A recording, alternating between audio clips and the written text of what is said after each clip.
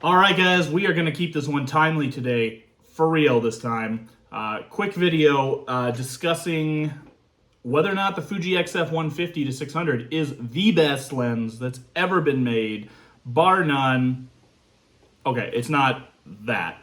But is it the best consumer zoom lens that you can get your hands on? I'm going to put up my little comparison chart here. I took all this data from B&H.com using US prices this time because it's probably where most of you watching this are from what I see on the old analytics. So I'm going to compare this to a couple of lenses I've owned and a couple of lenses that good friends of mine shoot that I have a fair bit of data on. So what are they? We've got the Fuji XF150-600, the new kid on the block. We have the old Fuji, the XF100-400. We have the Sony 200-600, which is basically the 150-600's twin. We have the Canon RF100-500. We have the Tamron 150-6, the Sigma 150-6 Contemporary, and the Canon RF100-400. Okay, so summary time. Yes, I believe the Fuji XF150-600 is better than all of these other lenses. I think in this day and age, especially when you have choices for bodies and features that are going to be pretty similar from one system to the next, I think finding the right lens is something that can be a big draw to the system. So for me, the reason that I didn't upgrade my Olympus kit and I decided to come back to Fuji is I wasn't a big fan of the Olympus 100-400. Not on this list, don't own it, don't have friends who own it, so I don't want to talk too much about it. But when I looked at the price of the lens, it wasn't cheap. When I looked at the specs, they weren't particularly good. And when I looked at online reports and reviews, I mean, it just seemed like an okay lens. It seemed like an expensive, okay lens. That's not a good combo. So I knew I wanted to zoom. Fuji comes out with a 150-600 that I thought was really impressive, which on a crop sensor body is going to put you up to 900 millimeters of reach. Like I said in all my videos, I'm not a guy who moves around a lot. I have a bad knee, so I like to try to find a place and stay where I am. So I love shooting zooms. So when I look at this list, like I said, having owned several of these lenses, the Sony pops out immediately because they look the same. They're the only two internal zooms. But what do we get when we compare the Sony to the Fuji? Well, for one, they're almost the same price. The Sony is a little bit faster. I think people complaining about speed of lenses need to remember that, a 5.6 to 8 is only one stop. One stop is a big deal. I mean, I wish the 150-600 was one stop faster, but if you're shooting it with a new body designed to shoot one stop slower on your shutter or one stop higher on your ISO, then it really doesn't make much difference. So the Fuji and the Sony, comparing them, you're talking about 2/3 of a stop difference in speed. The trade-off is, of course, the reach in all likelihood. I would imagine most people using the Sony are probably using it on an A7 or an A9, so probably on a full-frame body. So I think right away that's a big thing, and I've been saying this in a lot of videos. Full-frame benefits matter if you're not cropping. So yes, if you're going to shoot full-frame and you're filling the subject with your lens, then you're going to want the most noise performance and the best ISO performance and the bigger sensor and the fastest lens, yada, yada, yada. But when you start taking an R5 or an A9 and you start cropping it in to match that 900 mil focal length or more, going up to 1200 millimeters, then all of a sudden you start really losing a lot of your full frame benefits. So I don't personally view the 6.3 on the Sony to be really a big deal at all, because I don't assume most people shooting the Sony are shooting it uncropped.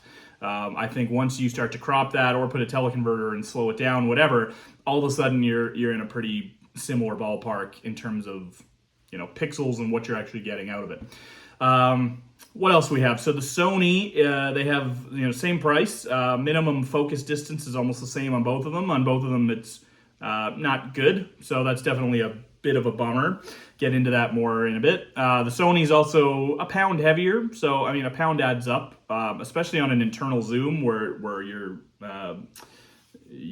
balance point is going to be farther from the camera. So other things too, they both have strap locks on the lens, which is awesome. So you don't want to be carrying that much weight with the stress on the body joint. So I think that's a nice thing when you can strap your strap to the actual lens. On most of these other ones, I've had to put a plate on the bottom of the foot, but that's super annoying if you shoot with a tripod or a monopod, and every time you want to do it, you have to take the plate off. That's not a fun experience. So they both win having those strap locks, which you see on a lot of the bigger primes. Big win for the Fuji. I think it's got a way better foot. Foot comes off a lot faster, and the foot is already Arca Swiss compatible, which is great. My only gripe with that is it seems that all of these video heads that I buy are not Arca Swiss compatible, so I keep having to put a foot on the Fuji anyway, which adds a little bit of weight to it. So eventually I need to find the really high-end, nice, lightweight video head that is Arca Swiss compatible. That would be great. So I have to give the win here to the Fuji. I think you're typically going to have more native reach. Sony's not really big into crop bodies, and it's lighter, it's newer. I mean, sharpness and stabilization, I don't have both lenses in hand to test. I think they're probably similar. I will say the 150-600 is super sharp. So compare the 150-600 to the Fuji 100-400. My friend Matt did this the other day quite a bit. I owned the 100-400 for a while. Great lens. It's a little tricky to shoot sometimes. It's not perfectly sharp at 400, so a lot of people either dial it back or stop it down. But I mean, as Matt shows with his detail, he gets perfectly sharp, excellent images, wide open at full 400. It's just not maybe the easiest lens to get those results. It is the fastest lens on our list here. So again, if you're shooting 600 mil equivalent on a crop sensor body, you're getting the 5.6, which is great.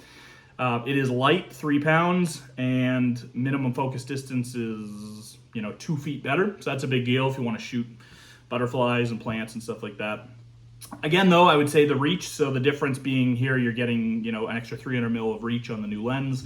And interestingly, the price. Now, B&H had the lens on sale for $300 off, but at $18.99 versus an extra $100 for the new lens, to me, that's probably a no-brainer, depending what body you're shooting on. Matt found that on his XT2, the lens, the 150-600 and the XT2 didn't work as well. He said it worked a lot better on the XH2S, a lot faster, felt snappier, which you expect. But I mean, I guess the question is, if you're shooting an old body, would I stretch the budget and buy the new lens? Or would I go find a used copy of the 100-400? That's probably what I would do. And I think that's the one thing that needs to be said for most of these lenses, other than the Canon 100-500 and the Fuji XF 1-6, you're going to be able to find used copies of most of those.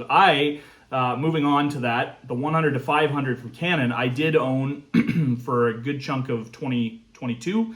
Bought it early in the year, and I was able to find a used copy, although I paid basically retail price because they were sold out. I couldn't find one. It is one of the lightest on the list and also one of the best minimum focal ranges, which is fantastic. The downsides of the lens, I didn't even put it here, but it has the worst ergonomics ever. So if you want to run a teleconverter with it, then you can't compress the lens. So when you put it in the car, you've got it sticking out the whole time. I didn't think that would bother me, but I really hated it. Teleconverters on zooms do degrade your image quality a fair bit, but when you're doing video, which I'm doing more and more of these days, you don't really care about the slow aperture because you're often stopping down anyways for light control. And overall sharpness is a little bit different in video because you're not pixel peeping. So I find, I used to use the 2X on the 100-500 a lot, but now you're strapping a 2X on it. For stills, it was useless. The autofocus was terribly slow. Also in video, I'm often manual focusing, so the autofocus doesn't really matter. But I would say the Canon RF 100-500 is easily my least favorite lens on this list. I honestly would rather shoot the Tamron or the Sigma, or if I'm shooting Canon at this point, as I'll get to the last one, the 100-400. Way better options, save the money. The RF 100-500 is grotesquely overpriced. There's nothing special about it. It doesn't have a special look.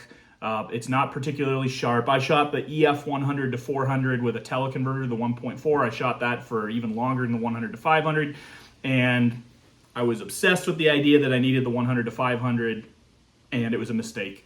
It's not worth it. If you're shooting Canon and you don't trust the 100-400, which you should, then go buy the old EF 100-400 and adapt it. The 100-500 is way overpriced. Not saying it's a bad lens. I'm saying it's super bad value, and you can get the exact same results for significantly cheaper. Also, it's not fast, so 4.5 to 7.1. So So this is why I really hate this lens on the R5 compared to the Fuji, because you're literally 1/3 of a stop faster than the Fuji, but almost half the distance, 500 versus 900 equivalent. So even on the R5, I mean, the 100 to 500 was not a lens I enjoyed unless I'm shooting. This is for wildlife too. If you're shooting motorsport or something like that, you're going to have an easier time. But for wildlife, when you need the reach, not good. I own the Tamron 150-600.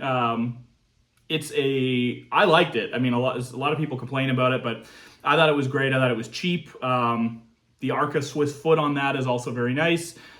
Things I didn't like: minimum focus distance wasn't great at 7 feet, and at 4.38 pounds, kind of heavy. So, I mean, the thing with the Tamron and the Sigma, as you see below, the Sigma is even cheaper at $8.99 on sale, but your minimum focus distance is even worse. Both lenses, though, the Tamron and the Sigma, are capable of getting you really sharp, really nice photos. What you'll find is they just start to make sacrifices. So they're not quite as fast, they're heavier, the minimum focus distance is shorter, their autofocus is not as fast or reliable. So put either of those lenses in the hand of a skilled photographer and you will get very, very good results, very sharp results, very nice results. And I still thought they were great options, bang for buck. I thought there's a reason everybody buys these and learns on these.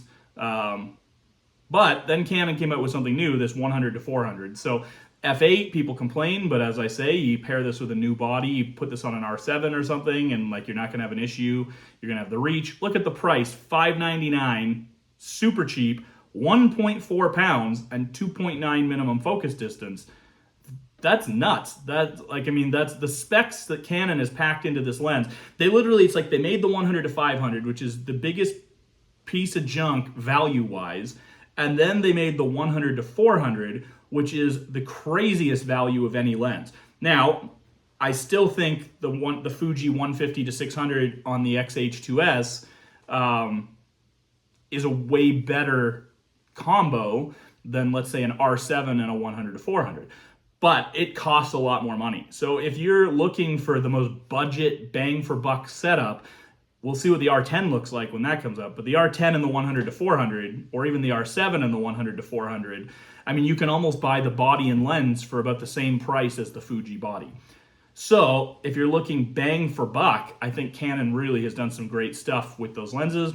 But I'm not a Canon guy anymore, so as a Fuji shooter, if you're comparing this to anything else on the list, I think it's fantastic. If you already shoot Fuji and you're getting the new body, and you're asking yourself, should you buy a used copy of the 100 to 400 or just splurging at the new lens? Get the new lens for sure. If you're gonna run it on the new XH2S, the new lens is crazy good, super sharp.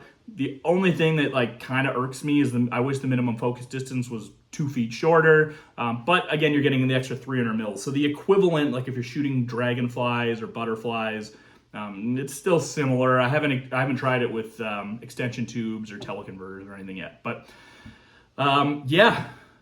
In closing, I don't think there has ever been a 150 to 600 equivalent zoom that has been as good as the new Fuji. I think it is fantastic for what you're getting in that whole package. Like if you compare that to shooting the Sigma on a D500 5 years ago, you're so far forward. You're so much farther forward with this new kit that it's not even in the same realm. So.